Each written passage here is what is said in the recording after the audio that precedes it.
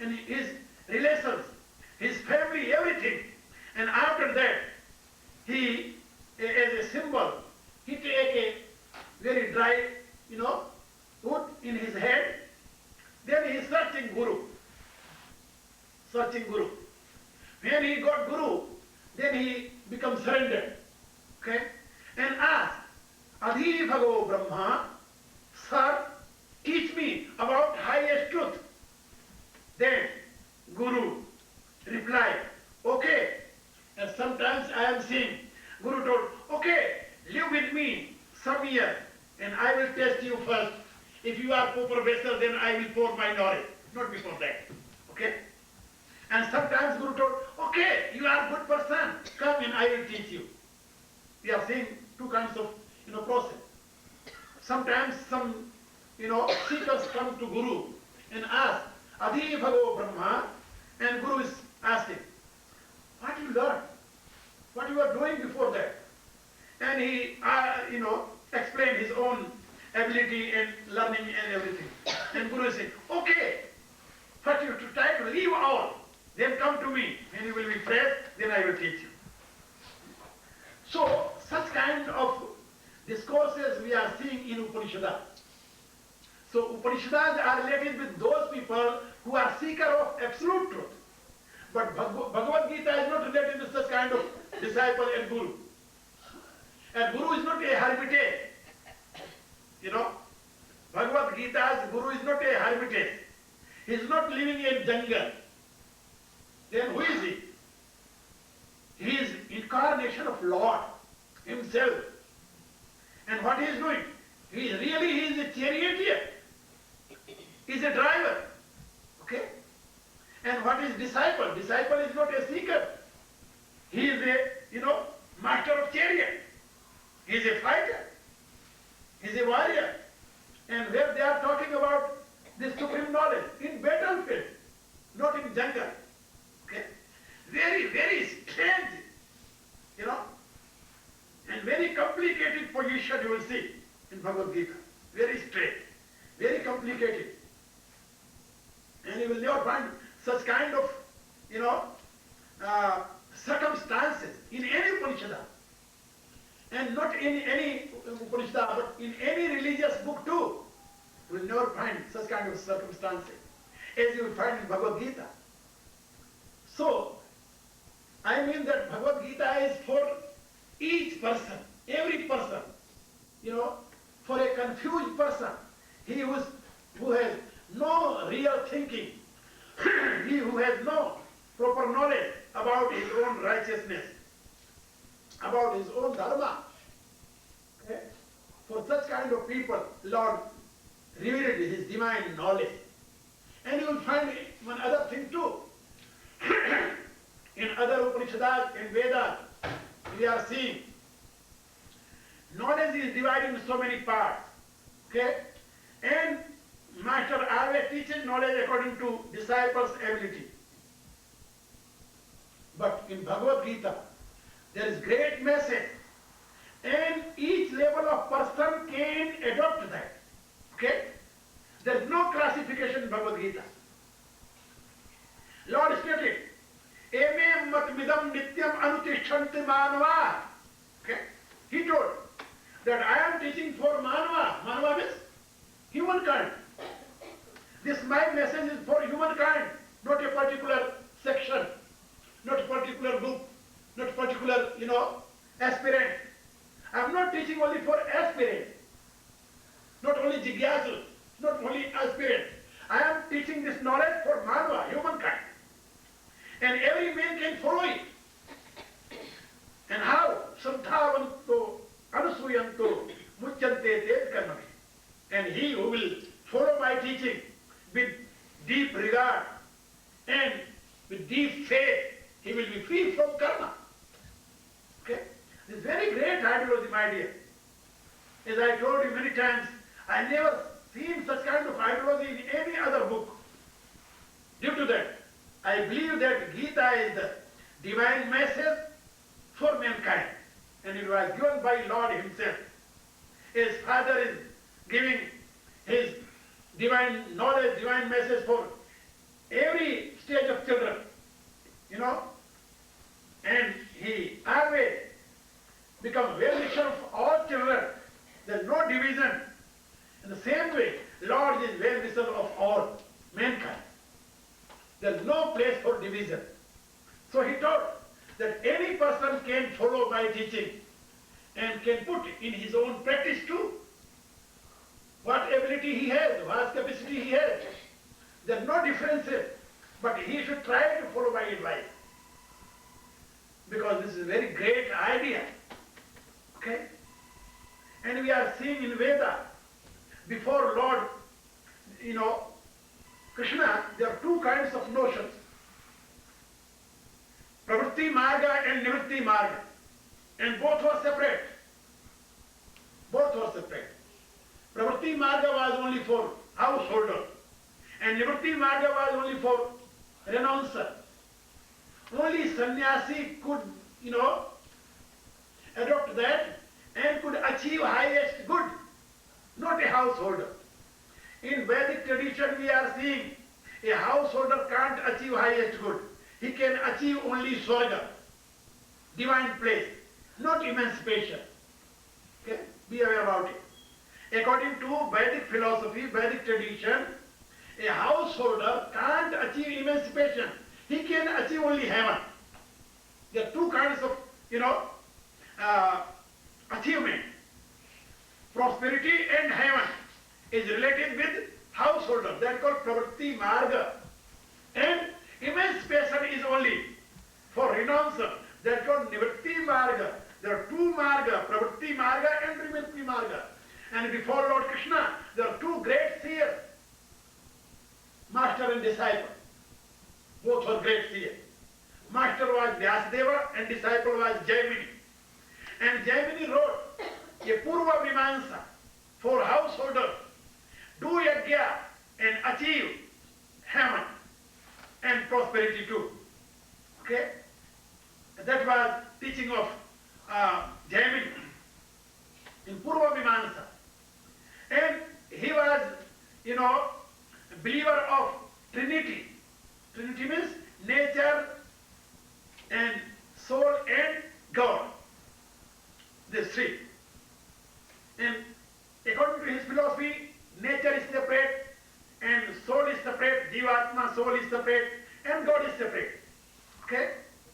And his master, Vyasadeva, wrote a Uttar Mimansa and he taught about Brahma, okay, supreme truth. And he told that this nature is only glory of Brahman and this self is only manifestation of Brahma. So there is one Brahma, absolute. Okay?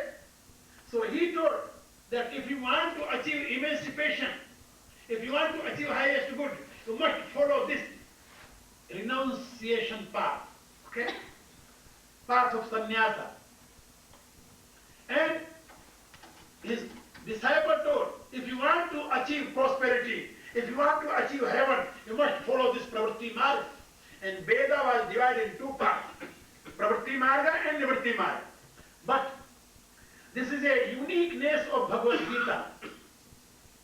He removed all these, differences. And he told that doing this karma, you can achieve emancipation. Okay? And doing this karma, you can achieve heavenly enjoyment on the earth too. There is no differences between, pravritti marga and nivritti marga, he taught. Only there are two kinds of people. One kind of people are those who are believing their own self and they are believer of their worldly life. Okay. And he told that such kind of people are called asura. And other kinds of people are deities, devas, they call deva. And they can achieve highest good. Okay. He divided mankind and humankind in two parts, devas and asura. And you can read it in 16th chapter of Bhagavad Gita. So my dear, and Lord gave that knowledge through which each person can achieve highest good. There is no differences, in Bhagavad Gita, either you are doing action or not. And with action you can achieve highest good. But according to Veda, doing action you can't achieve highest good. You can achieve only heaven. Okay? You can't be emancipated if you are follower of Pravritti Marga. But Lord stated here, no, with action, if your mind is not attached in action, then you will be free. And activities have no meaning. Then what is meaningful? He taught that meaningful is your state of mind. What is your idea behind your action? Be aware about it.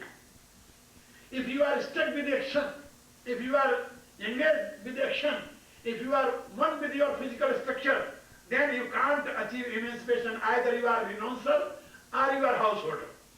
Okay? He taught that pure wisdom can lead you up to your destination, not any other thing. And put God in your wisdom and be aware about supreme cause and surrender your whole work to Godhead. If you are doing your work as a worship of Godhead, then you will be vessel of emancipation. You will achieve highest good. Either you are doing action or not. Okay? But if you are renouncer, but you are renouncing action, by fear, by laziness, and by ignorance, then you can't achieve highest good. Maybe a renouncer. Okay? He told. So his ideology is very marvelous, my dear, very marvelous. And I think that there is no other book like Bhagavad Gita, there is no other knowledge like Bhagavad Gita due to that. And master of Vedas and Shastras was Vyasdeva, and he declared, Ekam Shastram Devaki Putra Gitam, Ekam Devo Devaki Putra Eva, Eko Mantras Tasya Namani Ani Karma Apekam Tasya Devasyeva. And he declared other,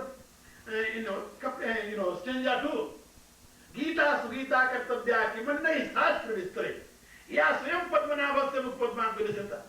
If you are studying Bhagavad Gita, there is no need to study a lot of other books, because this Bhagavad Gita, is revealed knowledge of Lord. He himself poured this divine knowledge for mankind. So, this Gita has great place in our life, in our, practice too. And be aware, Gita's philosophy is philosophy for mankind, for humankind. There is no creed, no country, no caste, no color, no, community. He is teaching only for a human being. Eme matmidam nityam anutishtanti manava. He, repeated 3 times, 4 times in Bhagavad Gita that whatever I am telling, I am teaching only for mankind, not for any group. Okay? He never talk about any other, communities. As this is for Brahmanas, this is for Kshatriyas, this is for Vaishyas, this is for Sudras. He never talked in this way. He talked about that. He told that Chatur Varnamya system, Guna Karma Vivagasa. This classification was according to their nature and quality. Action and quality. Okay? So each action, each quality can be related with Godhead. And when action and quality will be related with Godhead, then person will achieve highest God. So Shudra can achieve same place as Brahmana can achieve, according to Bhagavad Gita. Okay? He told that all activities are going on into 3 gunas. But truth is beyond 3 gunas. Ultimate truth is beyond 3 gunas. And I am above 3 gunas. If your mind will be related with me, then you will achieve me. There is a simple ideology. If your mind is related with God, you will achieve God. If your mind is related with earth, you will achieve earth. If your mind is related with Bhuta, you will achieve Bhuta. He told in Bhagavad Gita. Okay?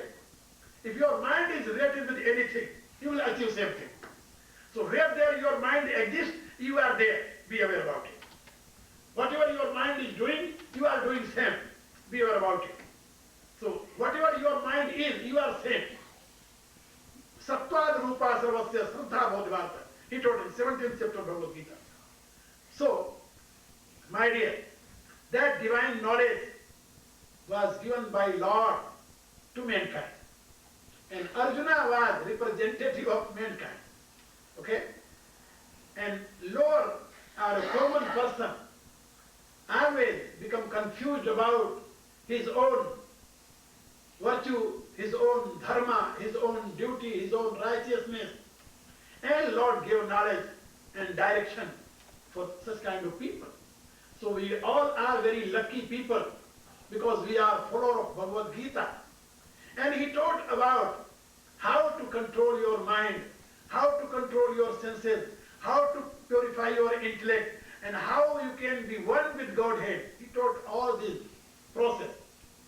In 6th chapter, he taught Atma Sanyam Yoga, okay? Mental discipline, science of mental discipline. That's called science, Atma Sanyam Yoga, science of mental discipline, okay? So, I am giving here talk on 6th chapter daily. Today was Gita Jayanti. Due to that, I told you something about glory of Bhagavad Gita and greatness of Bhagavad Gita and what is differences between Upanishads and Vedas and Bhagavad Gita. Okay? As I told you that Gita has his own unique place. This is not translation of Vedas in Shastra. Don't think like this. Okay? Those people who are thinking that Gita is the gist of Vedas and Shastras, Veda means knowledge, yeah, that is okay. Bhagavad Gita is gist of knowledge, there's no doubt. But don't think that this is the gist of any scripture. No. Their ideology is different, totally different. I never seen such kind of ideology in any other book as I told you. Many times. So Bhagavad Gita has its own place, great place. And Lord taught in the beginning that this knowledge was given by me to Son God, and Son God gave this knowledge to his son Manu, and Manu gave this knowledge to his son Ikshvaku, and this knowledge was, very popular in generation to generation, but in the lapse of time, this knowledge was, disappeared. Now you are my disciple and my devotee. Due to that, I am repeating same knowledge whatever I gave in previous. It means this divine knowledge is eternal. It is not new. I don't say that whatever Lord Krishna taught in battlefield, that was totally new knowledge. That was old knowledge. But that knowledge was disappeared. He told, Sa kale nehmata yogo nashta parantapa. And whatever I taught to some God, that was disappeared now. Okay? Due to lack of time. So now I am repeating same divine knowledge because you are my dear disciple and you are my dear friend. So my dear, this unique knowledge is very huge for we people. We must follow divine teaching, we must adopt divine teaching, and we must believe according to Vyasadeva, Ekam Sastram Devaki Putra Gita. There's only one, scripture, and that is Bhagavad Gita, whatever Lord is stating. Okay? Ekam Shastram Devaki Putra Gitam, Ekam Devo Devaki Putra Eva. There is one absolute truth, no difference, not so many. Eko Mantrastasya Namani Ani. And he declared, there is one holy sound, Om Itikaksham Brahma Vyaranman Manuswaran. He told. Eko mantrastasya namani ani karma sekam tasya devasya. And he saw his, Virat form, and he told that whatever you are doing, you must do for me. Okay? Believe in Virat form and offer your service to Virat God. Okay? The real form of Lord Krishna is Virat Purusha. Okay? Because when he taught to Arjuna that my real form is Virat, you must be aware of my real form. And Arjuna asked, sir, you repeated many times, what is your real form? You are talking about real form, your Tattva. Tato mam tattato gyatva. Tato mam tattato gai. Repeat many times. You know me, in real form. You know me in real form. Arjuna asked, what is your real form, sir? Can you show me? He told, yeah, I can show you. But you can't see through these eyes. Okay? Then I will bestow you divine eyes. Then you can see me. Then he bestowed his divine eyes to Arjuna, and Arjuna saw that his Virat Purusha. Okay? Whole universe is his own projection. It means Lord Krishna's real form is this whole universe. Due to that, a great seer, Madhusudam Saraswati told, Jagadeva Hari Harireva Jagat, Jagato Harito Nai Bhindatanu, Ityasyamati Paramarthigati Sanaro Bhausagar Muktarte. Okay?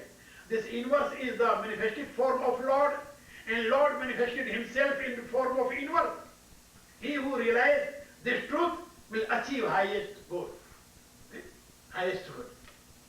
So, if you want to achieve highest good, if you want to achieve emancipation, if you want to achieve endless happiness and endless ecstasy, blissfulness, you must follow this divine teaching.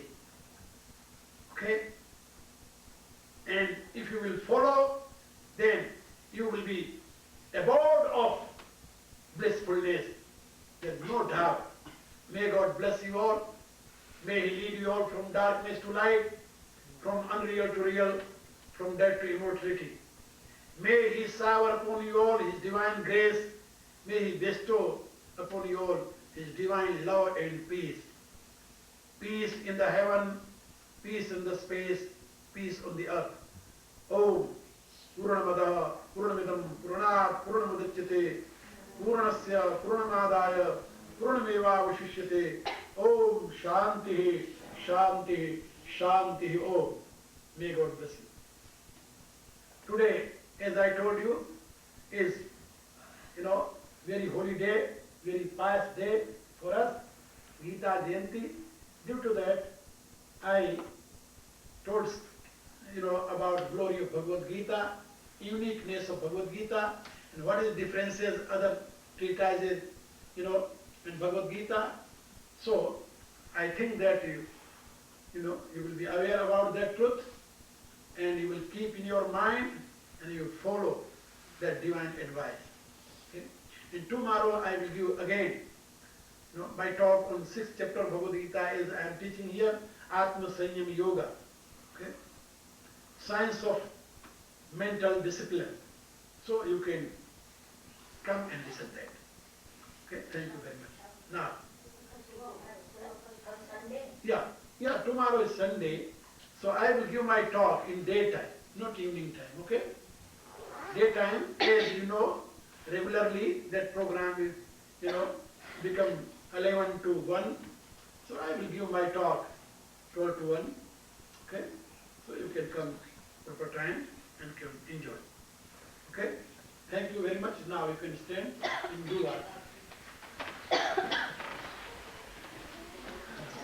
And these days I am giving my talk in English, okay? So you all can come and join.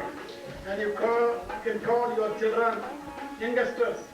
I started this in English because I believe that your children can't follow Hindi. So if you will bring them, they will enjoy. They will understand something about their religion and about their philosophy.